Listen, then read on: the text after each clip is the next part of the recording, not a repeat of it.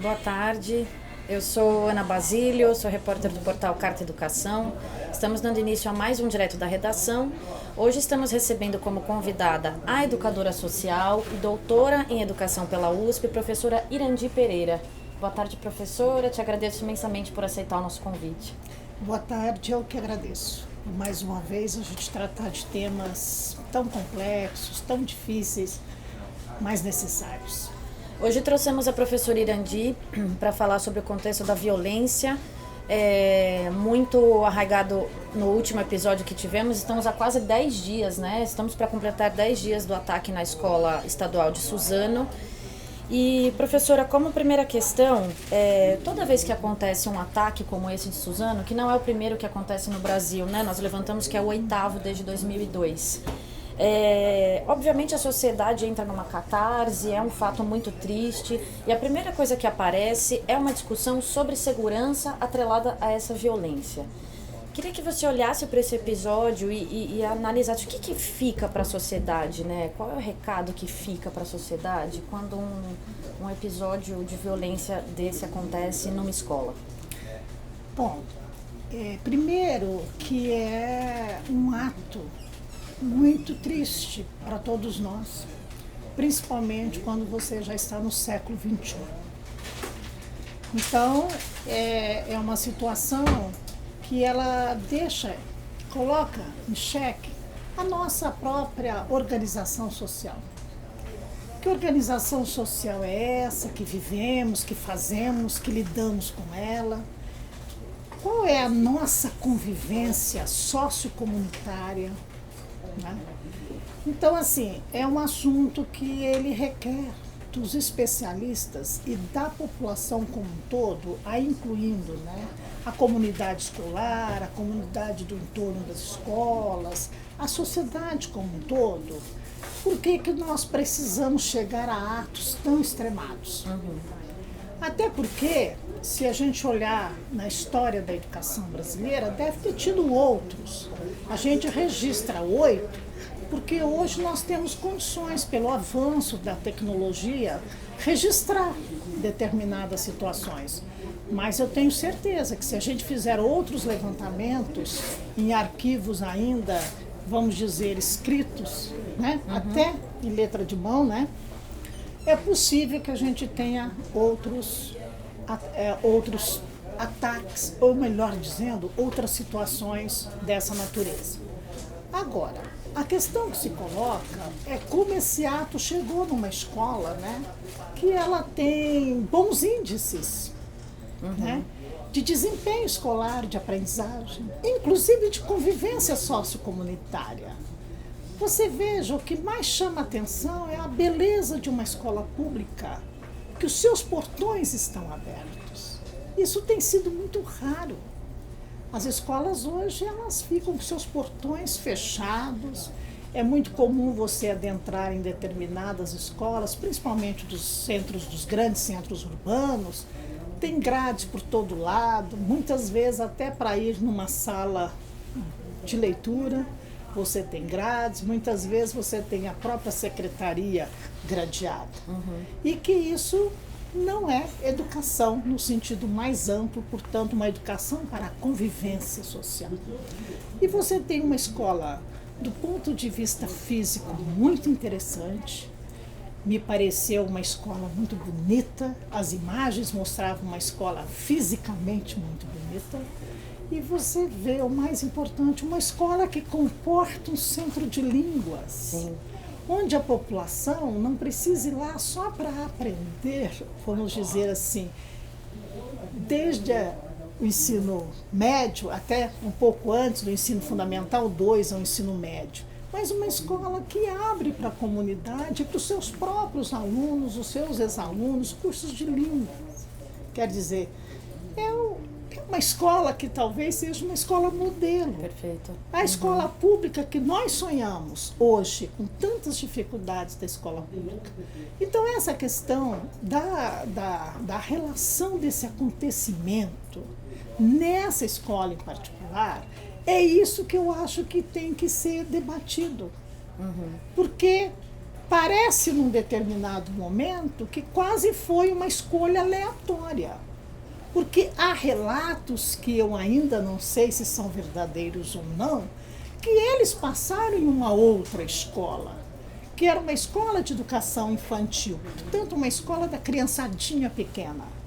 E eles não conseguiram adentrar. Então, assim, há uma relação muito diferente. E há uma relação muito diferente também, e que também merece que a gente, de fato, aprofunde essa questão, que não foi mais um ato, vamos dizer assim, de uma única pessoa. Mas foi já um ato que está nos parecendo que tem outros atores envolvidos. Perfeito. Então isso traz para a gente uma diferença entre, vamos dizer assim, os 8 casos que nós conhecemos aqui dos tempos para cá. Então eu acho que essas são questões que a gente tem que avaliar. E outra questão que a gente tem que avaliar, e que eu chamo muita atenção, é uma escola que ainda você conta com bons indicadores de resultado do chamado ensino-aprendizagem. E uma escola no centro, que é o coração da cidade, que na verdade, onde todo mundo passa ali perto, então onde a própria comunidade, em tese, faz a segurança social do seu próprio bem. E esse próprio bem é uma escola pública, portanto, é uma educação pública. Então, eu acho que são esses, sabe, esses fatores ou essas situações, essas condições, vamos dizer assim, que eu acho que a gente teria que estar estudando mesmo. E eu percebo que muitas vezes a gente só fica focando na pessoa ou nos meninos que cometeram estas, como a polícia chama, de agressividade, né? Perfeito. Então, assim, eu acho que nós deveríamos analisar sob essa perspectiva. E, evidentemente, que há muitos outros fatores correlatos. Não vamos poder esquecer a história de vida dos adolescentes e dos jovens. Claro. Nós tínhamos um jovem e nós temos adolescentes. Perfeito. E agora, tem uma questão difícil para resolver nessa situação. Vamos dizer, os que cometeram, o mais velho, a gente pode dizer, porque é maior de idade, cometeu o crime, e o outro cometeu, no caso, um ato infracional, que é tudo relacionado, tipificado, vamos dizer assim, como crimes. Nós não temos eles para contar a história, então nós não temos o sujeito contador realmente do fato, e nem de como se organizou esta situação. E, de fato, era isso mesmo? Então nós não temos. Então hoje nós estamos diante de um fato novo, que este eu estou acompanhando um pouco, com um olhar muito mais apurado, que é o terceiro, chamado terceiro envolvido. Até porque que me chamou a atenção? Eu, como educadora, e além de educadora, eu sou uma pessoa que estou nos movimentos sociais. Eu sou de um fórum estadual de direitos, de defesa dos direitos humanos de criança e adolescente. Então eu olho a sociedade e trabalho no meio dessa sociedade.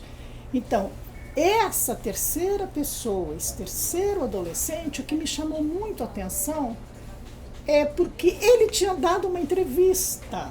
Então, ele tinha sido entrevistado. Então, você veja, de entrevistado, ele passa a ser uma pessoa que hoje também é apontado como um dos agressores ao fato. Portanto, um praticante de ato delituoso. Então, eu acho que nós temos aí é que prestar muita atenção nisso. Como que de um entrevistado eu passo a ser um delituoso? E pode até ser, né? Mas acontece que é ele que sobrou para contar a história, né? Perfeito. Então, é isso que você percebe? É mais um fator, mais uma situação, mais um elemento que a gente precisa considerar. Esse caso dessa escola não é um caso simples, como a gente, em tese, poderia dizer.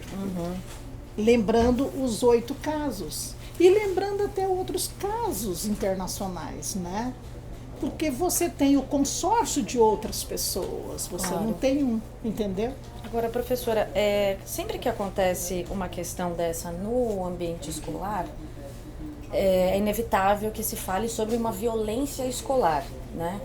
E o que eu queria te perguntar é o seguinte, a escola, ela lida com a convivência, né? Ela tem crianças e adolescentes, e me parece que essa situação do conflito é meio natural dessa convivência, né? De crianças e adolescentes. O conflito que eu digo das relações sociais lá dentro. Mas assim, muito se fala, por exemplo, quando acontece um caso como esse, que a escola é um local violento, que existem agressões de alunos contra professores, e se coloca tudo na mesma ótica, né? Então, assim, precisa se discutir a violência escolar.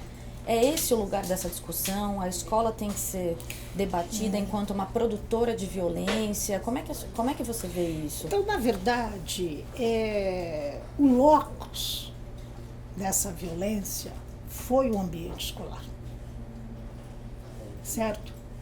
O ambiente escolar, como outros ambientes, eles também produzem atos de violação de direitos.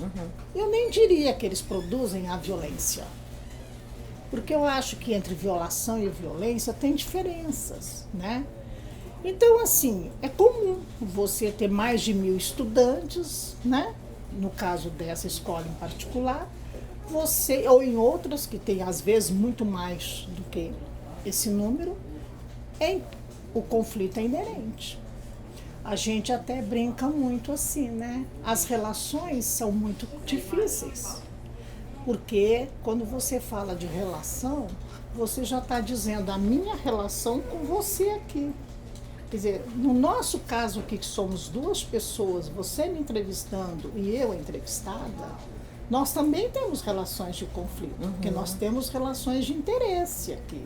O seu interesse pode se ater ao meu interesse e vice-versa, mas nós temos diferenças, porque o seu papel é um e o meu papel é outro. Então é comum. Então a gente precisa interagir. Então essa questão da interação nos espaços. E essa interação é que vai levar ao entendimento do que é possível você manter como relações, eu diria, saudáveis de convivência pessoal, social e, nesse caso, escolar. Eu diria, no ambiente acadêmico, né? Portanto, agora, o conflito é inerente à pessoa humana, porque se o conflito não existisse, penso eu, a gente nem estaria aqui no 7º andar da revista Carta Capital. Eu acho que a gente ainda estaria lá nas cavernas. Então, o conflito é inerente ao desenvolvimento pessoal, social, certo? E de grandes sociedades. Bom, um dos conflitos mais graves, por exemplo, eu nem vou falar do geral, eu vou falar daquilo que eu tenho experiência, que é a questão das próprias crianças, por exemplo, que têm o seu direito violado nessa questão dos nossos refugiados. Você tem ali conflitos. O conflito das crianças se soma ao conflito de pais, de familiares, de sociedade. Você vê como é um conflito em espiral, né? E, ao mesmo tempo, esses conflitos, eles muitas vezes, quase sempre, são fruto do quê? São fruto de violações que aconteceram. Violações anteriores, que muitas vezes até parece que foram situações conflituosas resolvidas. Mas será que foram resolvidas mesmo? O Guilherme acho que é um pouco exemplo disso, né? O Guilherme, pelo que a gente tem observado, ele tem cenários, muitos cenários violadores de direitos, né? Perfeito. E que eu não gosto de dizer que são esses cenários violadores de direitos que, na verdade, se exprime na violência, certo? Mas pode se exprimir, que a literatura nos diz isso. Mas nós temos outros componentes, que não é só de ordem social, de sociopatias, mas temos outros, né? Outros elementos e outros componentes. Agora, por outro lado, eu estou acompanhando esse caso, até porque na terça-feira eu tinha uma tarefa grandiosa, que era trabalhar a questão da concepção da infância e adolescência no Brasil, e como no século XXI, a gente poderia falar de uma concepção de infância e adolescência muito diferente da que nós temos hoje, que ainda é uma infância que está muito sujeita e submetida a uma sorte de violação contra as suas garantias de direitos constitucionalmente já estabelecidos a partir de 1988. Só que entre o legal e a realidade cotidiana há um espaço que deve ter assim, um rio Amazonas, assim, né? De tanta dificuldade. O que acontece? E desse dia eu fui pega de surpresa. Porque a hora que eu fui pensar, vou sentar, esperando o meu colega, que é professor de escola pública e professor daquela região da Zona Leste de São Paulo, para a gente fechar o trabalho comum, nós fomos surpresos por essa situação. E eu tive que fazer uma coisa que qualquer educador faz, e principalmente no meu caso, que tem uma trajetória ligada a essa questão da educação, a educação dos adolescentes em conflito com a lei, a questão da segurança, a questão da violência e violação de direitos, né? Eu tive que ficar ligando para várias pessoas, quer dizer, eu tive que fazer em tese, assim, uma escuta, inclusive de pessoas ligadas ao sistema socioeducativo, para saber, esse adolescente já teve alguma entrada no sistema socioeducativo? Alguém conhece? Porque eu imaginei que no primeiro momento eles iriam levantar a ficha desse adolescente para dizer, não, ele já teve passagem assim, assim, o outro também. Então eu já queria estar preparada para saber se o que eu estava ouvindo do acontecimento, e eu vou dizer, eu não estou fazendo crítica ao que eu escutei, é porque no calor da hora é assim mesmo. As informações que você tem são essas, e são informações que eu digo para você, que elas estão mais no reino da emoção, do que, na verdade, da realidade que você está ali vivendo. Então, aquilo bate muito e rebate muito com relação a isso. E eu cheguei à conclusão, pelas escutas que eu fiz, até parecia um jornalista ali, investigativa, que não, que ninguém conhecia, que ele parecia que, claro, evidentemente, que eu procurei essa informação levando em consideração o lugar de moradia dele, porque não adianta ficar procurando isso no sistema estadual, tem que procurar no local de moradia desses dois, no primeiro momento. Isso foi uma surpresa para mim, então eu pensei, estamos falando de outros adolescentes, estamos falando de outros jovens que não têm uma trajetória delituosa. Então isso é um outro fator que interessa nessa análise nossa, tá certo? Eu fiz um levantamento, estou, na verdade, ainda trabalhando nessa situação, e eu resolvi ler um artigo em que mostrava qual é o tipo de violência que mais acontece no sistema escolar, evidentemente, do estado de São Paulo, né?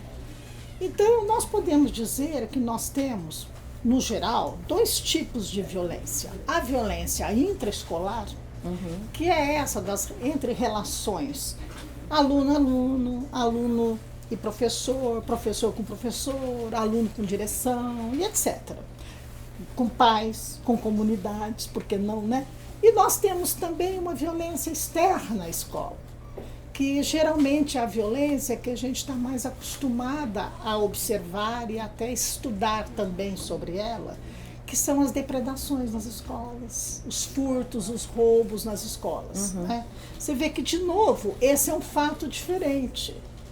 Porque me parece que até esse momento, claro, ainda estamos no calor da hora. Como disse você, nós temos apenas 10 dias. Né? Então, nós não temos ainda todos os elementos, certo?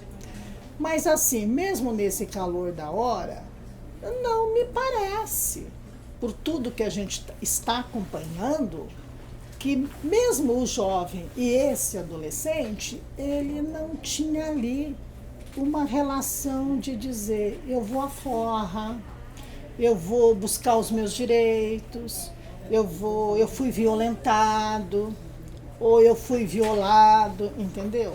Até agora isso não está claro. Está claro mais uma ideia de uma violência extraescolar do que de fato escolar, entendeu? Claro que essa escolar de alguém que passou pela escola, mas acho que se eu fosse também fazer um levantamento da violência extraescolar que acontece em determinada escola, é muito comum também nesse perfil eu observar que muitas dessas pessoas, elas também têm sim uma relação de dificuldade com a educação escolar. Perfeito. Ou elas saíram antes do tempo, ou elas foram expulsas, ou elas não conseguiram aprender, certo?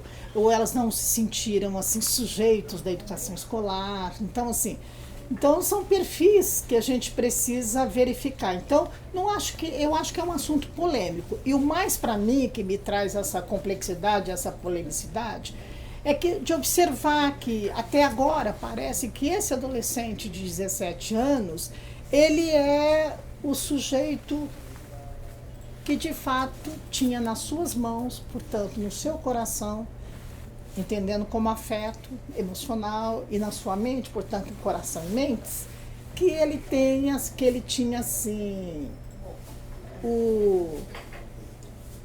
ele conduzia o processo. Aí você pensa, se você tem uma pessoa com apenas 17 anos, com aquele quadro que nós já vimos, um quadro familiar, não vou dizer social ainda não, né? Mas mais familiar, vamos dizer assim, em que ele estava vivendo, que ele vivenciou nos seus 17 anos, me parecia uma pessoa que tinha um grau de uma competência, não gosto de dizer capacidade, mas uma competência para lidar com situações muito difíceis e talvez a gente não tenha conseguido, enquanto sociedade, mas entendendo todas as instituições, inclusive a familiar, a comunitária, a escolar, da gente potencializar. Potencializar isso, né, de outra forma. De potencializar esta competência que esse adolescente tem. Inclusive, ele tinha, né, pelo que a gente está ouvindo, ele tinha boa narrativa, ele tinha uma leitura de como resolver o problema. Agora, evidentemente que essa leitura dele... Não que seja a narrativa correta, né? Não sei, não é a questão de ser correta ou incorreta. A gente está discutindo aqui que ele tinha uma competência, que a gente poderia ter trabalhado essa competência dele para a positividade das ações. Perfeito. E para a positividade da vida dele. Eu, como educadora, eu sempre observo que a gente, às vezes, na nossa educação primeira, que eu acho que é a educação familiar, e depois a segunda, que seria a educação social, portanto, educacional, a gente usa muito não, né? Quando a gente deve se talvez trabalhar com as potencialidades, com sim e com sim. Para quando você usar o não seja de fato o grande limite. Portanto, nem precisa ser o grande limite, ser o limite. Perfeito. Professora, também quando a gente se vê diante de um episódio como esse, a questão da segurança obviamente aparece imediatamente na sociedade, né? Até por uma questão de medo mesmo. A gente tem acompanhado que os pais estão com medo, essa comunidade escolar tem medo de voltar a essa escola, como outros pais também de outras comunidades escolares estão com medo de mandar seus filhos para as escolas, né? E aí a gente vê que a discussão a gente precisa ter mais equipamentos de segurança nas escolas, aí vão falar em grades, em catracas, em câmeras de segurança, e também a questão da PM presente nas escolas. E aí me parece que o discurso da militarização das escolas, com essa coisa da disciplina, né, dessa coisa mais controladora, surge como uma resposta a esse cenário. Eu acho importante que a sociedade ela reflita sobre o medo. Porque à medida que ela esteja nessa situação de medo, ela tem condição também de repensar sobre o que ela deseja para ela. O que nós não podemos mais continuar é com essa sensação que nós vivemos, porque ela é real. A gente fala a palavra sensação, mas ela é real. Insegurança. Nós não podemos mais conviver com a ausência de segurança pública. E segurança pública não significa que a gente tem que ter só armar. E nem armar os nossos profissionais da segurança. Muito pelo contrário. Geralmente, nos outros países, você tem uma segurança que vamos dizer que seria a mais próxima do cidadão e a mais próxima das escolas, que ela não é uma segurança armada. Ela é uma segurança presencial. Ela está ali. E ela acaba vivenciando as atividades escolares. E ela acaba vivenciando as atividades da comunidade. Então, eu acho que ainda, nós ainda estamos muito longe de entender o que é uma política de segurança pública. O nome já diz segurança pública. Se eu estou falando de segurança pública, eu estou falando de vários modelos e várias estratégias de se trabalhar a segurança. Eu acho que para cada área, nós temos que pensar que é diferente. Eu prefiro uma escola que tenha bastante equipamentos, muitos profissionais cada vez mais capacitados, multidisciplinares, do que você ter a escola armada no sentido físico de armar uma escola. Eu acho que quando você trabalha com essa dicotomia que segurança significa uma população e uma população mais armada, você está querendo, na verdade, potencializar o conflito. Perfeito. Você não está querendo potencializar saídas a uma qualidade para a sua vida em segurança. Né? Eu até falo assim, hoje nós vamos dizer, hoje aconteceu na escola, então as escolas podem se armar todas, que vai ser impossível, até porque não há orçamento para tal. E nem há profissionais para cobrir todas as escolas 24 horas do dia. Porque, inclusive, há uma violência externa à escola, extra à escola. Né? Então, nós não temos condições de fazer isso. Né? Então, hoje é na escola, amanhã pode ser no equipamento de saúde, pode ser no equipamento de assistência, pode ser no equipamento de lazer. À medida que você vai fechando determinados cercos, você vai abrindo para outros ambientes. Perfeito. Então, por isso que eu acho que é uma reflexão muito cuidadosa. Agora, é importante você vivenciar o que esses estudantes e seus familiares, a própria comunidade, ali está vivenciando, que é a solidariedade. É a solidariedade diante de uma situação que não era prevista do ponto de vista daquela escola em particular. Porque até digo para você, volto a repetir, uma escola com bons índices de desenvolvimento do ponto de vista de ensino-aprendizagem, das relações afetivas, das relações escolares. Certo? Uma escola aberta. Né? Não tem que se fechar, professora, porque aí a gente também já ouviu isso, né, de narrativas, assim. Eu acho essa coisa de assim, estar com os portões abertos, para você não era uma para mim questão. isso não é um problema grave. Para mim, uma escola aberta significa uma escola em que a comunidade toma conta dela. Porque à medida que você também vai fechando, o que acontece? A escola vai ficar, a comunidade vai ficando longe, cada vez mais longe daquele ambiente. Até porque o prédio está escoltado. Perfeito. Numa escolta, você sai correndo da escolta, entendeu? Agora, então, isso precisa ser pensado. Agora, o que tem uma positividade importante, que aí sim eu acho muito legal, são os estudantes de outras escolas públicas que vão levando essa solidariedade e vão dizer, à medida que eles vão levando essa solidariedade para os seus colegas, elas estão pensando numa proposta. Elas estão pensando numa saída para a política de segurança de qual é? Estamos alertas. Estamos com vocês. Olha, nós viemos aqui para prestar solidariedade aos nossos colegas estudantes e para mostrar para quem tem interesse de fazer isso na minha escola ou na nossa escola que não façam.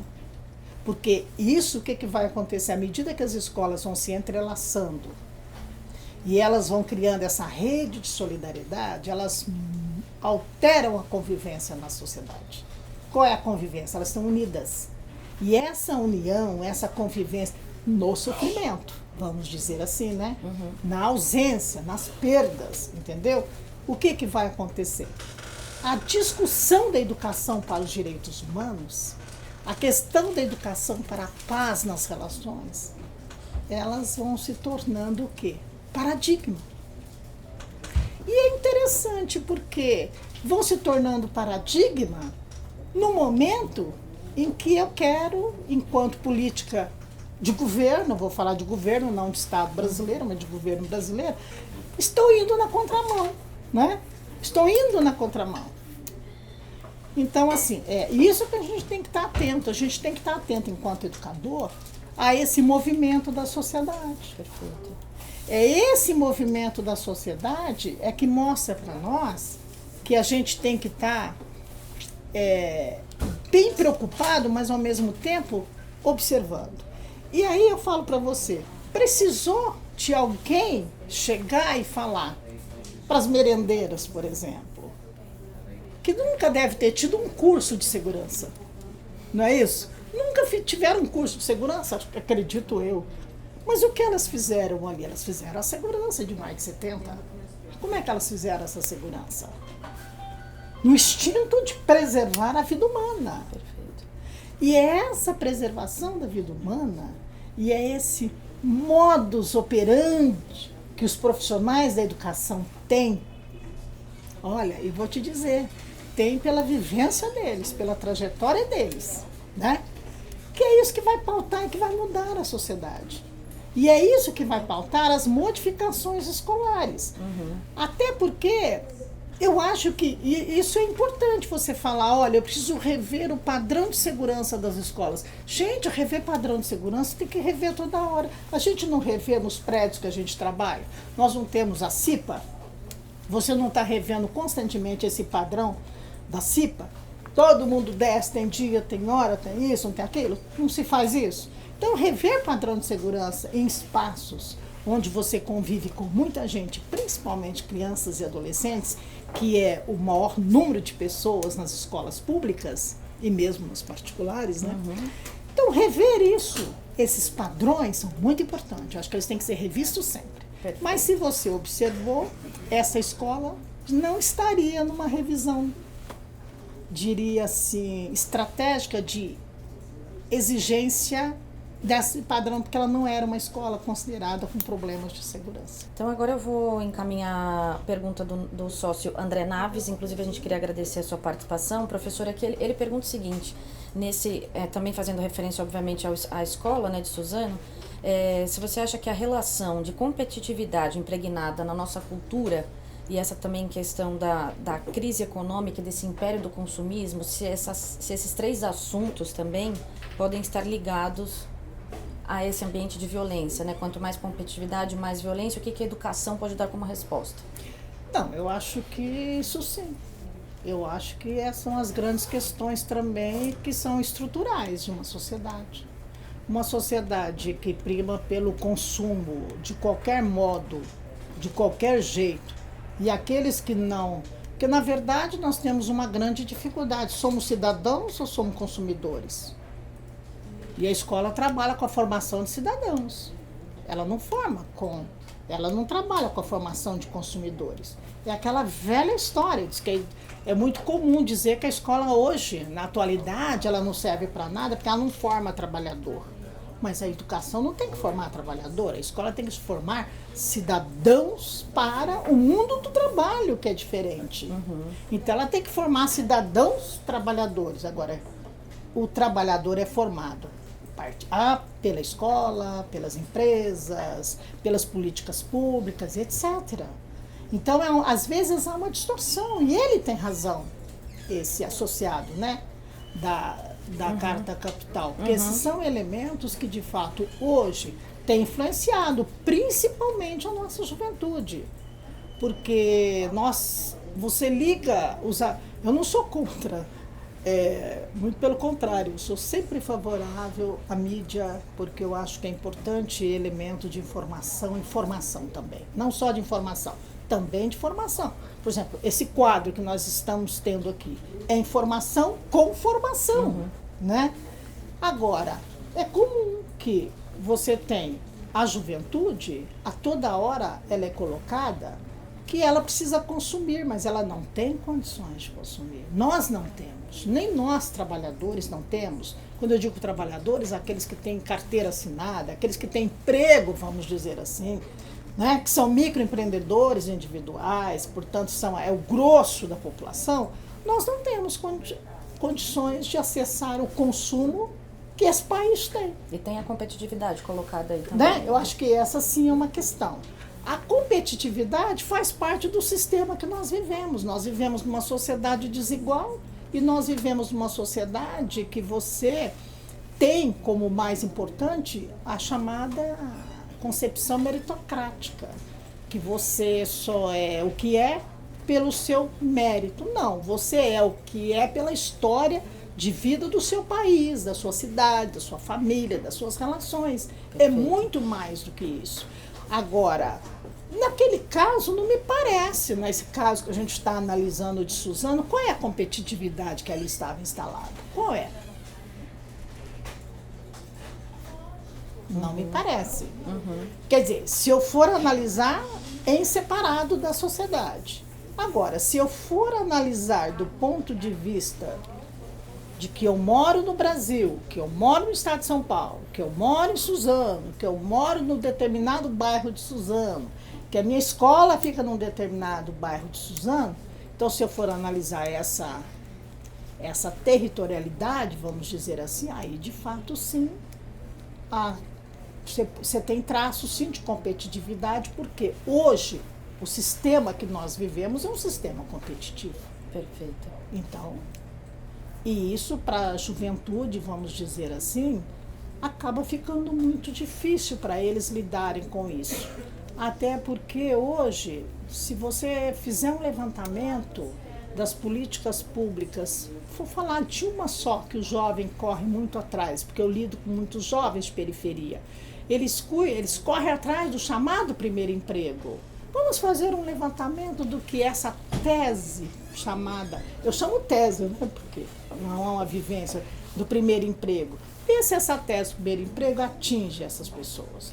E olha que estamos falando de jovens, eu vou falar só dos dois, porque o terceiro a gente não pode falar nada ainda sobre, mas dos dois não me pareciam pessoas que, em tese, seriam potenciais pessoas que estariam buscando o seu primeiro emprego.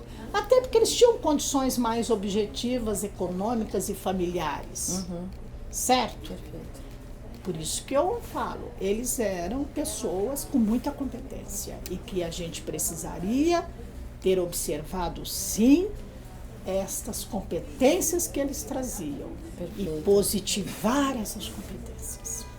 Perfeito. A gente vai então encaminhando agora para o final da nossa gravação, do nosso quadro aqui direto da redação. Mais uma vez eu queria agradecer muito a todos vocês que acompanharam o bate-papo. A nossa entrevistada hoje foi a professora doutora Irandi Pereira. Professora, muito obrigada também por ter vindo aqui à redação e topado o nosso convite. Então a gente fica nessa e até uma próxima. Obrigada.